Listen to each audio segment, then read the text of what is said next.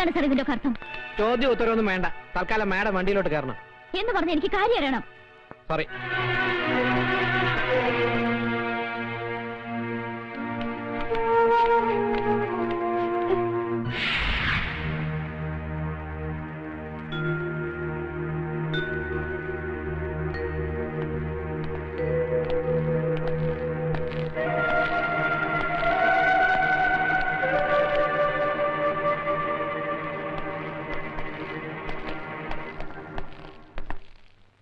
ക്ഷമിക്കണം മിസ് അശ്വതി മേനോൻ, ഒരു സാമൂഹ്യ പ്രവർത്തകയും അഭിഭാഷകയുമായ നിങ്ങളോട് ഞാൻ കാണിച്ചത് അനീതിയാണെന്ന് എനിക്കറിയാം. I am really sorry for that. പക്ഷേ വേണ്ടി വന്നു. നോ, ഇത് ഗുണ്ടായിസമാണ്. നിങ്ങൾ നോക്കിക്കോ, ഞാൻ ഇതിനെതിരെ പ്രതികരിക്കും. പ്രതികരിച്ചോളൂ. പക്ഷേ അതിനു മുമ്പ് എനിക്ക് പറയാനുള്ളത് മുഴുവൻ നിങ്ങൾ കേൾക്കണം. കേട്ടേ പറ്റൂ. 2 വർഷം മുമ്പ് coast guard inspector Rajasekharan Nair ദാരുണമായി കൊല ചെയ്യപ്പെട്ടു. അതിന് അദ്ദേഹം ചെയ്ത കുറ്റം, വധിക്കപ്പെടുന്നതിന് ഏതാനും ദിവസം മുമ്പ് സ്ഫോടക വസ്തുക്കളുമായി തീരത്തണഞ്ഞ ഒരു ബോട്ട് കസ്റ്റഡിയിലെടുത്തു. അതിൽ നിന്നും പിടിച്ചെടുത്ത സ്ഫോടക വസ്തുക്കൾ രായ്ക്ക് രാമാനം വെറും ഓലപ്പടക്കങ്ങളാണെന്ന് തെളിയിക്കാൻ അതിന്റെ സൂത്രധാരന്മാർക്ക് കഴിഞ്ഞു. പക്ഷേ രാജശേഖരന്റെ കൊലപാതകയെ അശ്വതി മേനോൻ എന്ന അഡ്വക്കേറ്റിന്റെ ബുദ്ധിയും മിടുക്കും കൊണ്ട് കോടതി വെറുതെ വിട്ടു. ആ പ്രതിയുടെ പേരാണ് ആമിർ അലി.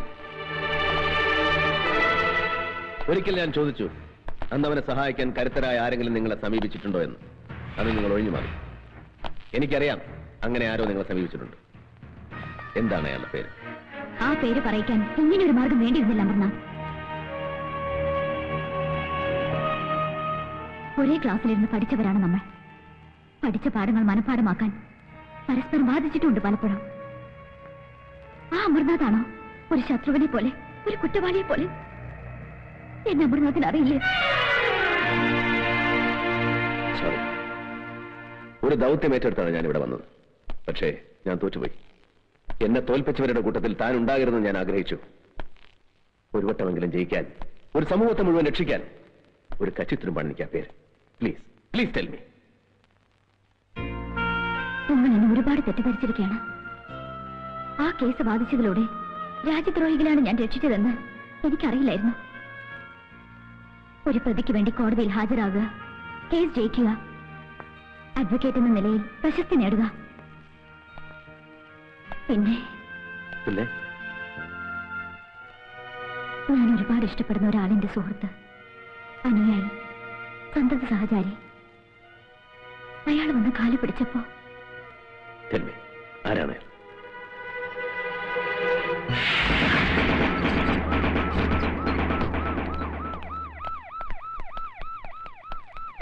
എന്താ? എന്ത് വേണം? എനിക്ക് വീടൊന്ന് പരിശോധിക്കണം. പരിശോധിക്കാൻ? ഞാൻ ആരാണെന്ന് എനിക്കറിയോ? അറിയാം, മന്ത്രിയാണെന്നറിയാം.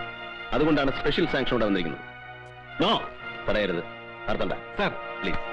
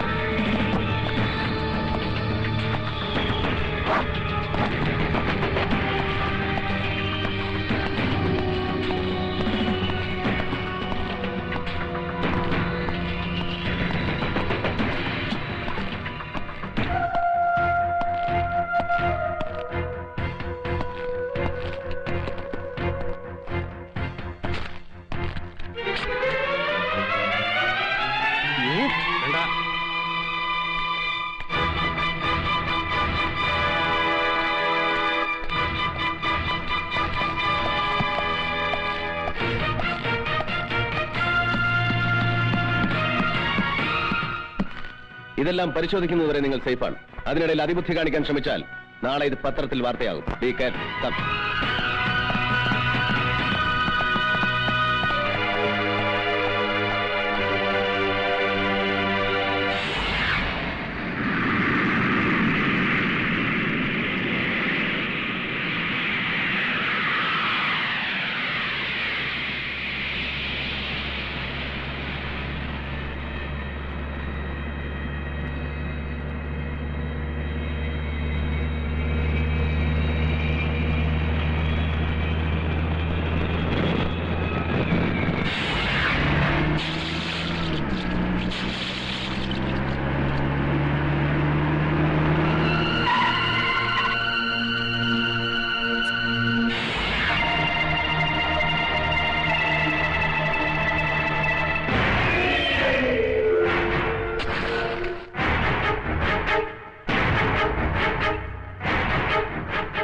नाम था उस कमीने इंस्पेक्टर का? इंस्पेक्टर अमरनाथ। बड़ा कमाल का आदमी है यार। हर हमेशा मेरे को बोलता था ये करेगा वो करेगा। एक मामूली पुलिस इंस्पेक्टर को कुछ नहीं कर सका, अपने आप को इतना बड़ा बादशाह बोलता है। थू! अरे डूब मरो पानी में साला। मिनिस्टर, क्या वादा किया था जॉन बेटो से? क्या वादा किया था तुमने जिंदगी में सिर्फ एक ही बड़ा काम किया, हमारा सिगरेट का फ्लॉपी डिस्क उस इंस्पेक्टर के हाथ भोंक के। ചില്ലാനാ മत. क्यों नहीं चिल्लाऊं? गया अब साला भोंक के फायदा क्या? क्या फायदा? എനിക്കൊരു മുഖ്യമന്ത്രി പദമാണ് ആവശ്യമെങ്കിൽ നിങ്ങളെ ഇങ്ങോട്ട് കെട്ടി എഴുന്നേൽക്കേണ്ട ആവശ്യം എനിക്കില്ല. പൂമനം കടപ്പുറത്ത് തെട്ടൊമ്പെണ്ണത്തിന് കശാപ്പ് ചെയ്തപ്പോ എന്റെ 16 MLA-മാരെ കൂട്ടി ഒരു രാത്രി പ്രതിപക്ഷമായ ഒരു അലയൻസ്, അത്രയും മതിയായിരുന്നു ജയദേവന് മുഖ്യമന്ത്രിയാകാൻ. പക്ഷെ നിങ്ങൾ എന്നെ പറഞ്ഞു, വീണ്ടും വീണ്ടും കലാപം ഉണ്ടാക്കാൻ നിങ്ങൾ എന്നെ നിർബന്ധിച്ചു. ലക്ഷങ്ങളുടെ ആയുധങ്ങൾ, സ്ഫോടക വസ്തുക്കൾ നിങ്ങൾ ഇവിടെ ഇറക്കി. പഞ്ചാബിലും കാശ്മീരിലും എന്തിന് തൊട്ടടുത്ത സംസ്ഥാനങ്ങളിൽ വരെ അതിപ്പോഴും പൊട്ടിക്കൊണ്ടിരിക്കുകയല്ലേ? സ്വന്തം നാടിനെ വഞ്ചിച്ച്, എന്നെ വിശ്വസിച്ച് എന്റെ ജനങ്ങളെ വഞ്ചിച്ച് നിങ്ങൾ നടത്തിയ ക്രൂരമായ ചൂതാട്ടം. ലോക്, ഇപ്പൊ എന്റെ കയ്യിലെ പട്ടത്തിന്റെ ചരടൊന്ന് പാളിയപ്പോ തടി രക്ഷിക്കാനാണ് ഈ ഗർജനമെങ്കിൽ, ഇന്റലിജൻസും ഇന്റർപോളും വലവീശിയിരിക്കുന്ന നിങ്ങൾ ബോംബെയിലും ഡൽഹിയിലും കളിച്ച കളിയൊന്നും അല്ല കളിയെന്ന് എനിക്ക് നിങ്ങളെ ബോധ്യപ്പെടുത്തേണ്ടി വരും. അതുകൊണ്ട് ആ വിരട്ടൊന്നും ഇവിടെ വേണ്ട. भाषण दिया? बहुत बहादुर है ना तू? मैं सुना तेरा भाषण, बहुत खुश हुआ। देख लिया कितना ताकत है तेरे में, समझा? നിങ്ങളുടെ വീട്ടിൽ നിന്ന് ആ നായിന്റെ മോൻ എടുത്തോണ്ട് പോയ ഫ്ലോപ്പി പരിശോധിച്ചാ എല്ലാരും കൊടുങ്ങും. അതിനു മുമ്പ് അവനെ തട്ടിക്കളയാൻ വല്ല മാർഗം ഉണ്ടോ എന്ന് ആലോചിക്കും. साला ये खेल ही पूरा डर का है। जहां पब्लिक हमारे से डरना बंद कर दिया, हमारा खेल खत्म। अब आगे का खेल देखो मैं खेलता हूँ। ये दुश्मन का हाथ पैर काट के कुछ नहीं होने वाला, उसका साला गर्दन नीच काट डालने का, और वो गर्दन मैं काटेगा।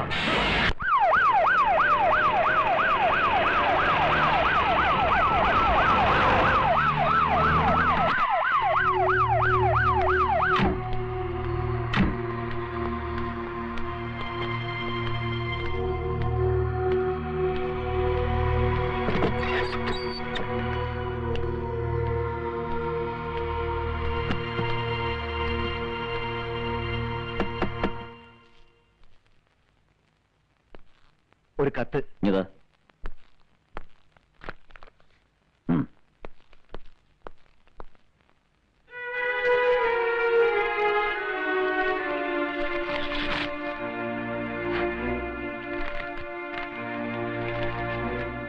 ഞാനിപ്പോൾ ശത്രുവിന്റെ പട്ടികയിലാണെന്ന് എനിക്കറിയാം. എങ്കിലും ആവശ്യപ്പെടുകയാണ്, വിരോധമില്ലെങ്കിൽ ഒന്നിന്റെ വീട് വരെ വരാമോ? മന്ത്രിയായിട്ടല്ല, പഴയ അബ്ദുൾ റഹീമായി. പക്ഷെ ചില രഹസ്യങ്ങൾ അത് പറഞ്ഞേ പറ്റൂ എന്ന് സ്വന്തം അശോകി.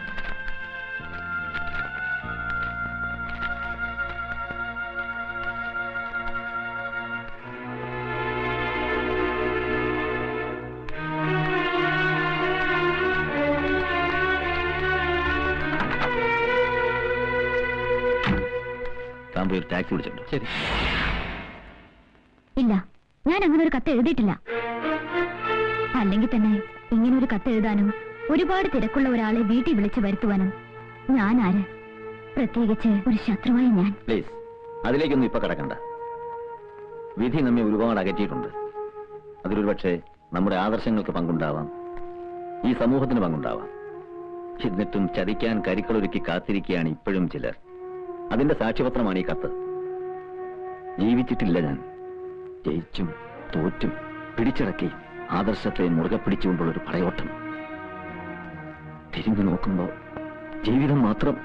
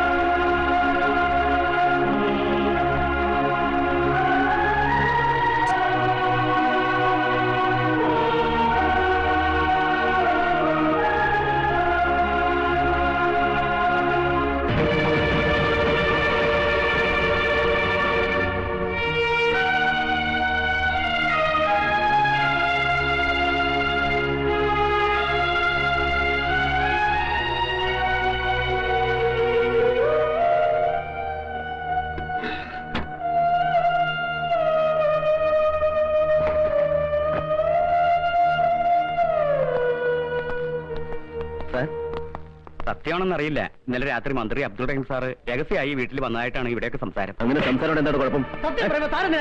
ദേഷ്യപ്പെട്ടെന്താ? താൻ വെറുതെ ആളുകളോട് ചൂടാകണ്ട.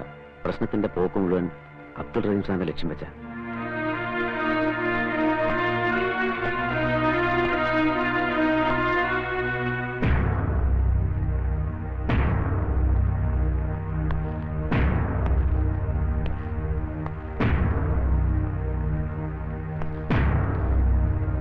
സൂക്ഷിച്ചു നോക്കുമോനെ. ഈ ഫോട്ടോയിൽ കാണുന്ന സാറ് തന്നെയല്ലേ ആന്റിയെ കാണാൻ അവിടെ വന്നത്? അതെ. വേറെ ആരും അവിടെ വന്നിട്ടില്ലല്ലോ. ഇല്ല. അയാൾ വന്നെന്തോ ആന്റിയോട് ചൂടായി സംസാരിച്ചു അല്ലേ മോനെ? മോൻ പറഞ്ഞു. ഇത് കൊച്ചുകുട്ടിയല്ലേ സാർ, അവർ തമ്മിൽ സംസാരിക്കുന്നിടയ്ക്ക് ഉറങ്ങിപ്പോയിന്ന് ഈ കുട്ടി തന്നെ പറഞ്ഞില്ലേ സാർ? മിസ്റ്റർ രാമേന്ദ്രൻ, ക്രൈംബ്രാഞ്ചിന് കൈമാറിയ ഒരു കേസാണിത്.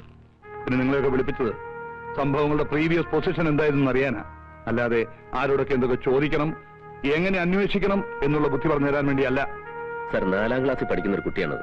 നിങ്ങൾ എന്തിന് എമോഷണൽ ആകണം മിസ്റ്റർ? ഇമോഷണൽ ആവും സാർ. കാരണം പലപ്പോഴും ഇയാൾ ഒരുപാട് സംരക്ഷിച്ചുള്ള ഒരു മിനിസ്റ്ററാ. ഒരാപത്ത് വരുമ്പോ പിന്നെ തിരിച്ചു നന്ദി കാണിക്കണമല്ലോ, അല്ലേ? അത് തോന്നിയത് കൊണ്ടാണ് ഈ കേസ് ഇത്രയും പെട്ടെന്ന് ക്രൈംബ്രാഞ്ചിന്റെ കൈകളിലെത്തിയത്. അതിനെക്കുറിച്ചൊന്നും പറഞ്ഞു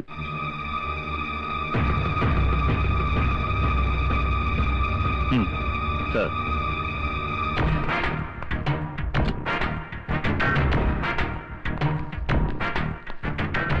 ഇതാണ് സാർ മിനിസ്റ്ററുടെ PA. താനല്ലേ മിനിസ്റ്റർക്ക് ടൂറിസ്റ്റ് ആക്ട് വിളിച്ചു കൊടുത്തത്? കാർ വിളിച്ചു കൊടുത്തു.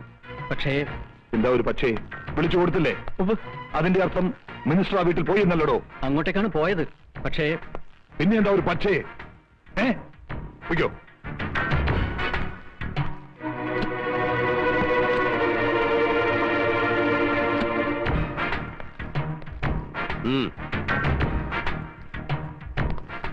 തന്റെ വണ്ടിയിലാണ് മന്ത്രി അശ്വതിയുടെ വീട്ടിലേക്ക് പോയത്. അതെ. താനാണ് തിരിച്ചു കൊണ്ടുവന്നതും. അതെ, പോയ പോലെയല്ല മന്ത്രി തിരിച്ചു വന്നത്, അല്ലേ? അദ്ദേഹം ആകെ പരിഭ്രമിച്ചിരുന്നു. വല്ലാത്തൊരു ഭാവമായിരുന്നു മന്ത്രിയുടെ മുഖത്ത്.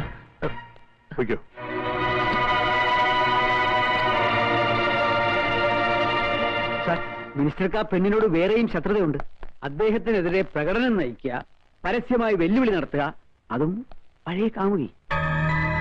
അല്ലായിരുന്നെങ്കിൽ ഒരിക്കലും അസമയത്ത്, അതും മറ്റാരെയും കൂടാതെ അദ്ദേഹം അവിടെ പോകുമായിരുന്നില്ല. അതെ, മിനിസ്റ്റർ ആയതിന്റെ പേരിൽ സംശയിക്കപ്പെടുന്ന ഒരാളെ ചോദ്യം ചെയ്യാതെ വിടുന്നതും ശരിയല്ല. സാർ പ്ലീസ്, ഇതിന്റെ പിന്നിൽ പ്രവർത്തിച്ചിരിക്കുന്നത് മുഴുവൻ ദേശദ്രോഹികളാണ് സാർ. മറ്റു പല കുറ്റങ്ങളും പുറത്തു കൊണ്ടുവരാതിരിക്കാനും പലരെയും നിശബ്ദരാക്കാനും വേണ്ടി മനഃപൂർവ്വം കളിച്ച കളിയാണ് സാർ. ഷടാപ്പ്! താൻ ആരാടോ ഇതൊക്കെ ചോദിക്കാൻ? കാക്കിക്കുപ്പായി മണിച്ച് എല്ലാവരെയും രക്ഷിക്കാൻ വേണ്ടി ദൈവം ഭൂമിയിലേക്ക് ഇറക്കി വിട്ട ദൈവപുത്രന. ബാക്കിയുള്ളവരൊക്കെ മണ്ടന്മാരല്ലേ? പാതിരാത്രി നേരത്ത് അംഗരക്ഷകനെയും ഔദ്യോഗിക വാഹനം ഉപേക്ഷിച്ച് മന്ത്രി ആ പെണ്ണിന്റെ വീട്ടിലേക്ക് പോയത് ശൃംഗരിക്കാനല്ലേ? സാർ ഇറങ്ങി പോണം mister. I say you get out മാൻ.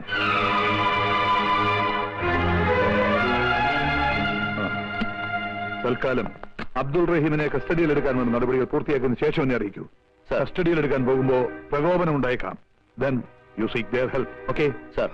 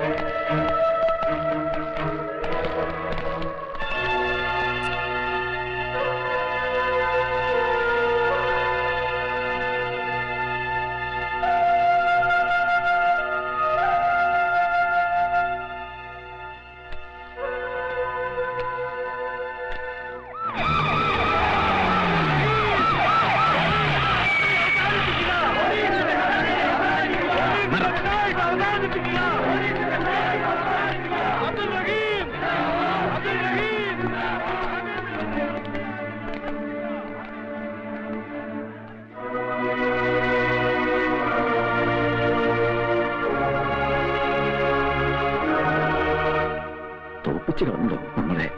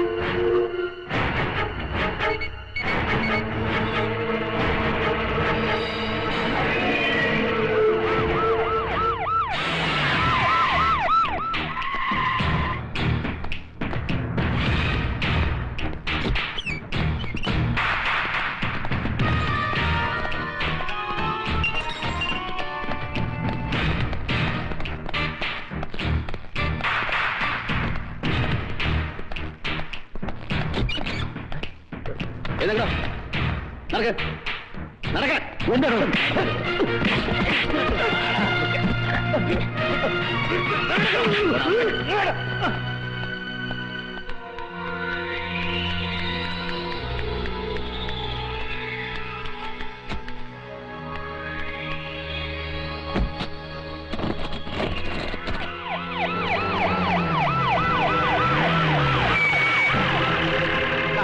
മറ്റേ വണ്ടി ഇങ്ങോട്ട്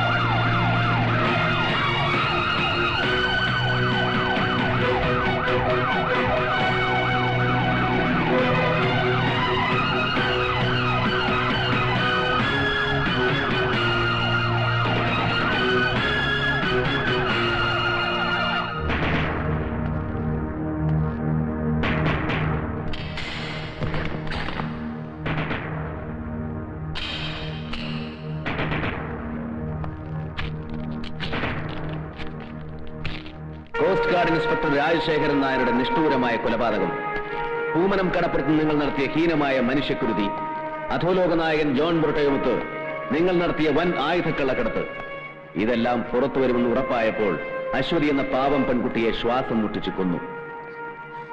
ആ കുറ്റം അബ്ദുൾ റഹീമിന്റെ തലയിൽ കെട്ടിവെച്ച് 24 മണിക്കൂറിനുള്ളിൽ അയാളെ തടവിലാക്കി എന്നെ നിശ്ചലനാക്കാൻ നിങ്ങൾ കാണിച്ച ബുദ്ധി ആരുടേതാണെന്ന് എനിക്കറിയാം. പക്ഷേ അതുകൊണ്ടൊന്നും എന്നെ തളയ്ക്കാനാവില്ല ജയദേവൻ. നാളെ കോടതിയുടെ കുമ്പസാരക്കൂട്ടിൽ ഞാൻ തന്നെ കയറ്റി നിർത്തും. കൂടെ അവനുണ്ടാവും, ജോൺ ബ്രിട്ടോ. മതിയോ പ്രസംഗിച്ചത്? കയ്യൂക്ക് കാണിച്ച് എന്നെ നിന്റെ മുമ്പിൽ കൊണ്ടിരുത്തിയപ്പോ മുട്ടും കുത്തിന്ന് മാപ്പിലൊക്കെ വിചാരിച്ചോ നീ? 7ാം ക്ലാസ്സിൽ പഠിക്കുമ്പോ കൈ പൊടിയും പിടിച്ച് തെരുവിലിറങ്ങിയവനാ ഞാൻ. അതിനിടയ്ക്ക് നിന്നെ പോലെ പല മിടുക്കന്മാരെ കണ്ടും പൊരുതിയും തറത്തും നിന്നവനെയൊക്കെ വെട്ടിമാറ്റിയുവാ ഞാൻ ഈ നിലയിലെത്തിയത്. താൻ പോണോ? ഇവനൊരു കോപ്പും ചെയ്യില്ല. ഇവനേക്കായി നെഞ്ചൂക്കായിരുന്നു ഇവന്റെ തന്തയ്ക്ക്. എന്നിട്ട് എന്ത് പറ്റി? ഒരു പഴമ്പായി പൊതിഞ്ഞ് ഇവന്റെ മുമ്പിൽ വെച്ചു വിട്ട ചാരവസ്തിയും സ്വന്തം തന്തയുടേതായിരുന്നു എന്ന് ഉറപ്പുണ്ടോ നിനക്ക്? ഒപ്പം കത്തിക്കരിഞ്ഞ ഏതോ തീറ പോലീസുകാരന്റെ അസ്ഥിയെടുത്ത് ശേഷക്രിയ നടത്തേണ്ടി വന്നവനല്ലേടാ നീ. ഈ പറ, അച്ഛന്റെ ചരിത്രം ആവർത്തിക്കണോ നിനക്ക്? പാവല്ലേ നിന്റെ അമ്മ.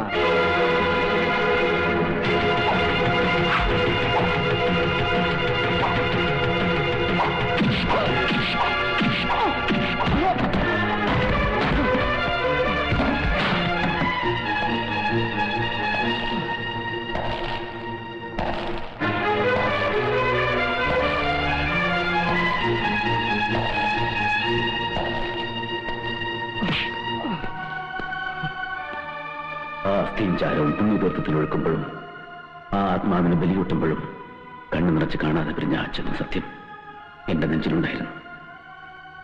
1000 വട്ടം ജന്മമെടുത്താലും അച്ഛനെന്ന വാക്കിന്റെ അർത്ഥവും പൊരുളും നിനക്ക് മനസ്സിലാവില്ല. അതറിയണമെങ്കിൽ ഒറ്റ തന്തയ്ക്ക് ജനിക്കണം.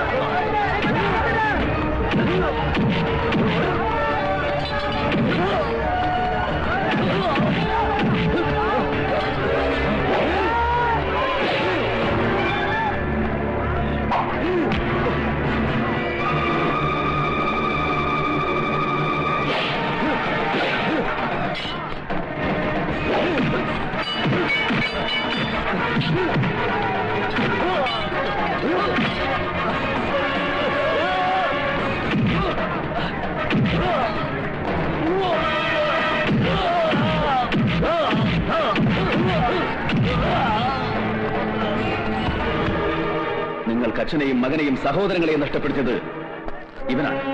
മതത്തിന്റെയും ജാതിയുടെയും പേരിൽ ഇവിടെ നടന്ന കൂട്ടക്കൊലകളുടെ മുഴുവൻ പിന്നിൽ പ്രവർത്തിച്ചത് ഇവനാണ്.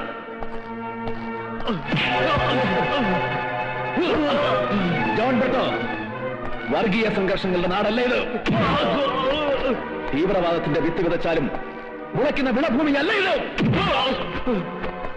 അക്ഷരം പഠിക്കുന്ന ആദ്യ പാഠത്തിന്റെ ആദ്യ താളിൽ നിന്നും മനഃപ്പാഠമാക്കിയ, ദേശസ്നേഹത്തിന്റെ അമൃതാക്ഷരങ്ങൾ ജപമന്ത്രമാക്കിയ ദേശസ്നേഹികൾ വാഴുന്ന നാടാണോ ഇത്? ഈ പവിത്ര ഭൂമിയിൽ ചോരത്തുള്ളികൾ വീട്ടി ലാഭം കൊയ്യാൻ ആരെയും അനുവദിക്കില്ല ഞങ്ങൾ.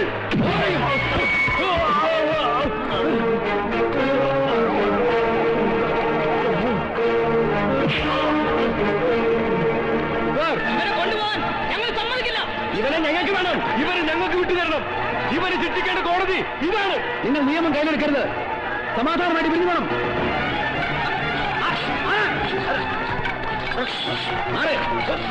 പിരിഞ്ഞു പോവാൻ